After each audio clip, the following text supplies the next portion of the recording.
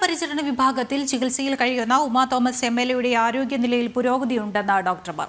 ശ്വാസകോശത്തിലെ ക്ഷതമാണ് ആശങ്കാജനകമായി തുടരുന്നത്. കുറച്ചു ദിവസം കൂടി വെന്റിലേറ്ററിൽ തുടരേണ്ടതുണ്ടെന്നും ഡോക്ടർമാർ പറഞ്ഞു. അതേസമയം അപകടം സംഭവിച്ച വേദിയിലെ സുരക്ഷാ വീഴ്ചകൾ എണ്ണിപ്പറഞ്ഞ സംയുക്ത പരിശോധനാ റിപ്പോർട്ട്.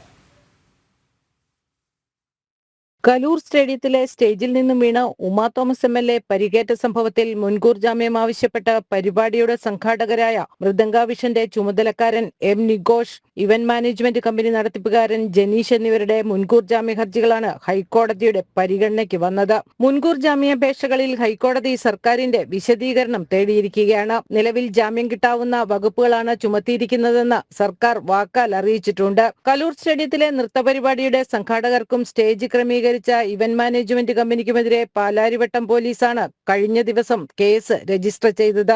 എല്ലാ സുരക്ഷാ സംവിധാനവും ഒരുക്കിയാണ് പരിപാടി നടത്തിയത്. സുരക്ഷയൊരുക്കാൻ ആളുകളെ ചുമതലപ്പെടുത്തിയിരുന്നുവെന്നും മുൻകൂർ ജാമ്യാപേക്ഷയിൽ വാദമുണ്ട്. പരിപാടിയുടെ നടത്തിപ്പിൽ വീഴ്ചയുണ്ടായിട്ടില്ലെന്നും താൻ നിരപരാധിയാണ്, ആരോപണങ്ങളിൽ അടിസ്ഥാനമില്ലെന്നും മൃദംഗവിഷൻ മുഖ്യ ചുമതലക്കാരൻ എം നിഗോഷ് കുമാറിന്റെ ഹർജിയിൽ പറഞ്ഞിരുന്നു.